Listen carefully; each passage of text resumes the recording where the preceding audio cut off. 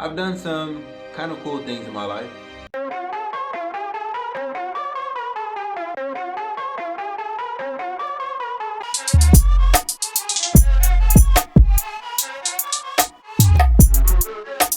The only thing that makes those highs feel so good is knowing the distance I had to climb to reach them. The fact that I grew up in a dilapidated 2-bedroom house in the homicide capital of LA, and then moved to an overpriced downtown LA apartment with the Congo River where the ceiling should be. And then within 3 years of me being out on my own, I was living in a 6-bedroom mansion in Tanzania. Now, while I'm thankful for all of the bad and the good experiences that the Most High has given me over the last 22 years, I understand that the moment I stop growing is the moment I start dying. Therefore, the newest mission, help 1,000 members of the diaspora make at least $1,000 per month. And in the process, make a nice profit for myself. To turn this from a dream into a goal, August 2nd, 2022 is the hard and fast deadline. Shoot for the moon and land amongst the stars has worked for me up to this point in my life, so why would I stop now? And it's the unrealisticness of all of my goals that make it so much fun to pursue.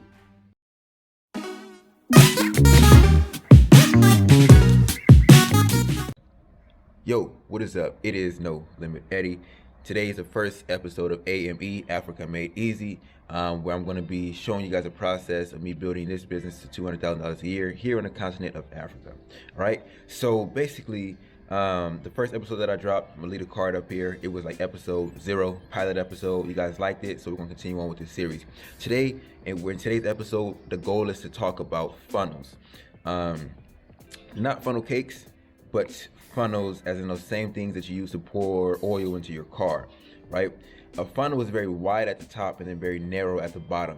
The reason why a funnel is very wide at the top and very narrow at the bottom is so you can pour the liquid in, and then it can funnel down into the whatever little compartment of your car you want to pour it into. It's also a great illustration for a business because the funnel is very wide at the top. At the top of your funnel for your business, it should have the lowest barrier to entry. Then as it gets down, it should get a lot more thin because that's going to be the higher barrier of entry. That's going to be where people have to then do an exchange of something that they have to think about if they want to do that exchange or not, right? So we're going to use YouTube as an example, but just think about the concept of it being wide at the top, low barrier to entry, narrow at the bottom, high barrier of entry. All right, now let's think about YouTube for an example of a funnel. All right, so at the top of YouTube, right, the lowest barrier to entry is just somebody seeing your thumbnail. So somebody needs to see your thumbnail, right? The highest barrier to entry on YouTube might more than likely be somebody actually hitting that subscribe button. Okay, so and let's say the goal for YouTubers is to build a loyal subscriber base. Well, okay, the top of it, well, before they can even hit the subscribe button, they have to see your thumbnail somewhere online, right? Or either on a homepage, on a recommended, somebody sent it to them. Either way, they have to have an impression. That's what you call an impression, somebody seeing your thumbnail. After they see your thumbnail, then they have to decide to click on it. After they click on it, they have to decide to watch it. After they watch it, they have to decide to like it. After they like it, then they may go ahead and hit the subscribe button, right? So think about that as a funnel for YouTube. You want to get more subscribers. Instead of focusing on instead of saying I want more subscribers, you got to say I want more impressions, right? Because the more impressions that you get, then the more people are going to see it. The more people that see it, the more people that will click it, the more people that will click it, the more people that will actually watch it.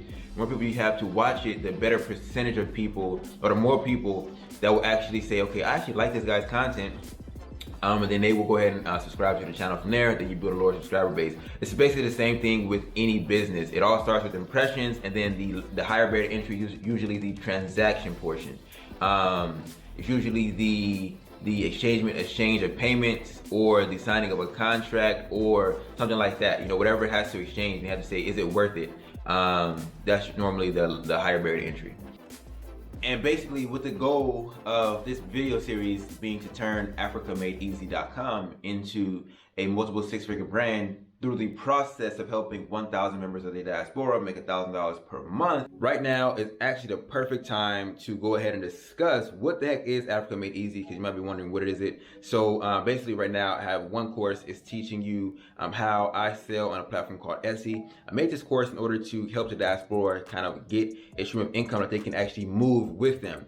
A lot of people have to understand that it's important to have an income stream online that is location independent, right? That means no matter where you are in the world, as long as you have your laptop, you can operate your business. So if you're interested in learning how to make money online, how I've been able to live on the continent of Africa for the last 10 months, and my sister has been able to live on the continent of Africa for the last 10 months, you should go ahead and click the link in the description. I have two versions of the courses, all right? I have a full course, then I have a mini course. The mini course is 50 cents. That's why I recommend you guys to start. You're gonna learn basically what Etsy is, why I recommend Etsy, how to turn it into a cash cow to make money even while you sleep. You'll also learn in that course, by the end of it, you'll have the skills to build your own Etsy shop. You know what I mean? I'm gonna give you a full step-by-step tutorial about how to build your shop, how to optimize it, and things like that. Either way, go ahead and get back into the video. All right, and with the goal of this video series and with AfricaMadeEasy.com to turn into a multiple six-figure business by helping 1,000 members of the diaspora make at least $1,000 per month, the way that we're going to be able to do this and actually reach this goal is I need to start with the top of the funnel, and that is impressions, right? I need to get as many people who are relevant to the product, seeing the product as possible. So that basically is kind of how it works and kind of how it runs down. Now, how do we get as many impressions as possible? How do we get as many people to see our products as possible? In this case scenario, this is where ads come into play. All right, so let's go ahead and look at this. For example, this right here, I'm in my Google Ads account right now. This right here, I think was the most recent campaign that I was running. Let's just go ahead and see the funnel right here, right? So we had 6.5K people get impressions on the ad, right? Out of that, 2,000 basically did not skip the ad and actually watched the ad. Then we had, out of 2,000 people who watched the ad, we had 54 people click the ad. And altogether that cost $73.44. So this is what you're seeing the funnel right before your eyes. Impressions, views, clicks.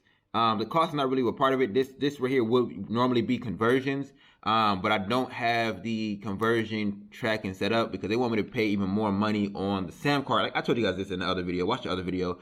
But I don't have the conversions fully set up to where they can track conversions. But that's the cost. If you guys want to know, this is one of the campaigns that I've been running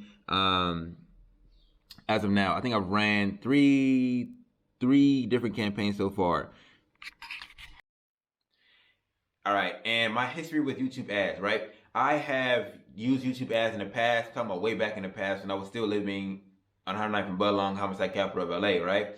When I was still living there, I was using YouTube ads to try to market tooth powder, try to sell the tooth powder I was selling. It was like $9.99, I think the price was. I had a funnel for it and everything like that. And we got sales from it. So I was like, okay, it's definitely possible to get people to buy from YouTube ads. Cool. But they were not profitable, and I had to learn a lot of different things during that process, about pricing strategies. I had to learn a lot of things about, the way the ad comes across, the messaging, the targeting, the CTA. I had to learn a lot, through that process. But so basically up until this point, I've always experimented with YouTube ads, just drop them in here, Facebook ads here, do this little Pinterest ads here, but never really found anything that was profitable, right?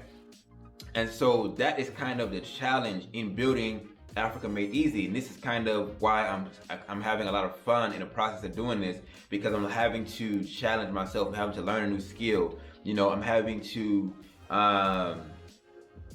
how would I say, come out of the matrix. You know what I mean? A lot of the ways that I've been able to earn income is just selling on things that were already established, already selling on marketplaces, already coming into a structure that was already built, and then it's finding a way to leverage a little bit of value, finding a way to add a little bit of value to that marketplace, one way or another. So this one right here is completely Eddie. I have to send the traffic, I have to convert the traffic, I have to write the sales copy, I have to build out the website, I have to do everything. I have to do everything on this business here, and that's kind of what makes it a lot more fun. And this is what I always talk about, coming out of the matrix. This is like the next step of that, as far as with the whole business side of things. All right, now my current YouTube ad strategy is, I'm going to explain it, I guess, right here. Now, with YouTube ads, there are a business within themselves. There's so many different moving parts within the YouTube ad space. You know, you have to have the creative, then you have to have the hook, you have to have the call to actions, you have to have the targeting. Then on top of that, you have to have the landing page and then the follow-up sequences. There's a lot that kind of goes into YouTube ads, and it's so many different parts, so many different moving components that could go wrong, that could lead to you basically just wasting money, right? And that is kind of one of the things that you have to expect and things like that. And that's why you got to continue to test, and optimize, test, optimize. But my current strategy as of now, I usually will create a campaign, create an ad group. I'll drop 3 ads within that ad group to see which one performs the best, to see first and foremost how they perform overall, and see which ones perform the best out of that. Then I'll go in and analyze, okay, why did this one perform the best? Why did this one perform the best? Did it reach the KPIs, key performance indicators that I desired it to reach? There's a lot of indicators on Google Ads. They'll tell you like, okay, this is how much a average view costs you. And that will let you know, okay, if it's a very high cost average view, that means YouTube does not like serving people your ad because people are not liking your ad. And people are not liking your ad, not like physically hitting the like button on it, but if they're not liking it, they're showing in the base of their behavior they don't like it. YouTube will penalize you and make you pay more because they don't want to serve their viewers things that make them uncomfortable, things that make them uneasy about being on a platform. So they will raise that, so that way, you know, they'll show your ad to less people, but still be able to spend your budget. So thankfully, all of the ad cost per view has been very low on my end, mostly because because of the targeting, and we'll go into that in a second. Now you have other KPIs like what I'm more focused on is CPC, cost per click, right? And simultaneously, even more important than the CPC is the CTR, the click-through rate. You want the click-through rate to be at a certain percentage, and that's what I have yet to find. That's what I've yet to be able to do is get it to that percentage. You know, I'm more on like the average range, below average range as far as the click-through rate. So we need to boost that click-through rate up to a higher percentage, so that way that will kind of, so let's say when it comes to the funnel, right? If you want to get the most paying customers, you have to, again, start at the top of the funnel, then work the way down. So impressions are nothing. The more money I spend, the more impressions I can get. Okay. Then after we get the impressions, we have to make sure that the people who are showing those impressions actually care about it. So the way we see that is that they're clicking. And when they click, now it's a landing page job to convert. And then if the landing page converts, then at the end you get money, right? So the goal for me personally is to get the KPIs that way I want them, and that is the click-through rate. And so we're going to continue to test and optimize ads until I get the optimal click-through rate. Targeting at this moment in time, I'm targeting viewers of my channel in the last 30 days and then people who are similar to that group. So to me, that makes the most sense in the sense of this is why the cost per view is a lot lower, because they see an ad from somebody that they already watched. They're more likely to be intrigued, like, wait, I think I've seen this guy before. Let me see what he's on a YouTube ad. Let me see what this is about. And they'll be more likely to watch it and different things like that. And also, YouTube already knows that it's a warm audience to you, so they'll be more likely to not, try to, hit you with this, because they know, okay, people who are going to see this ad are relevant to the product, more likely that he is selling. More likely to the product that he is selling. And so, yeah, that's been my current strategy to market to that group. I guess if you want to do YouTube ads too, they do have something called placements. So I could literally go in and say, okay, I know my audience is watching this YouTube channel, that YouTube channel, that YouTube channel. I can just put my ads on all of their videos.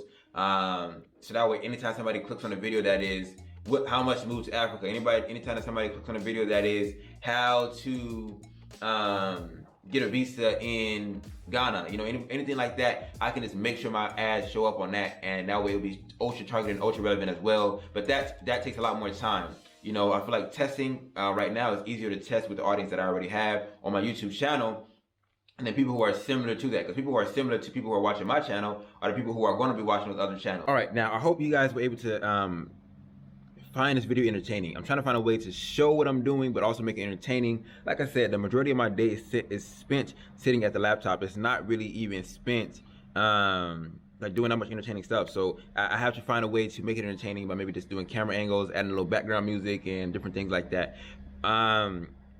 the main thing that I have been doing my best to optimize within my ads is the messaging, right? Uh, Being that I have a YouTube audience, it's very helpful in understanding what I need to change, what I don't need to change. You know, I've had people come into live stream and say, "What is a diaspora? What does that mean?" and things like that. And that made me to reevaluate. Okay, maybe some of the word choice that I'm using is not as effective for the audience that I'm trying to communicate to.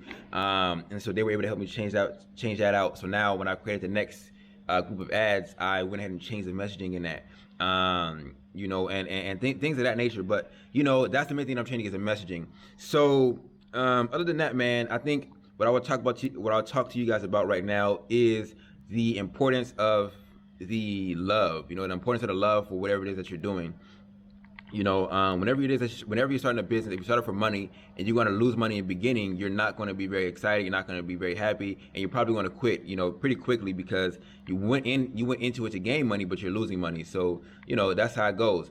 However, versus the long term, not the long term thinking, but versus the person who has passion behind it, the person who loves what they're doing, they will continue to stick through because they believe in their mission, believe in their goal, believe in their purpose with this business so much that they're going to push through and continue to fight for it. And that's kind of where I am now. Like I really do want to help 1,000 members of the diaspora make $1,000 per month because I know how helpful having streams, not even helpful, but like how vital it is having streams of income when you're here on the continent. And so yeah, it's a big mission for me, and I really want to do it. And so for me, that's what keeps me going, keeps me propelling forward. It's like, okay, now we really got to really set ourselves out to achieve this. So let's go ahead and keep pushing forward and make it happen. You know what I mean? You know, and make it happen. And so everybody who has been enrolled in the course, you know what I mean? That's my goal, to make sure that I get them into the group chat where I'm able to answer their questions, where they have no reason to not have all the access to the support that they need in order to get to where they want to get to. And so that's basically what it is. So if you're feeling discouraged and different things like that, just remember the goal that you set out to do, and try to start a business that you're gonna have some love for, you're gonna have some passion for. You know what I mean? That's gonna help you. That's gonna help continue. It's gonna help you continue pushing during the times when you kind of don't want to continue on. We kind of don't want to just give up and stuff like that. All right. Let me know if you found this video entertaining. Hopefully you guys did. Let me know if you learned something in this video. Hopefully you guys did. Either way, y'all willing. I'll see you guys in the next one. Peace.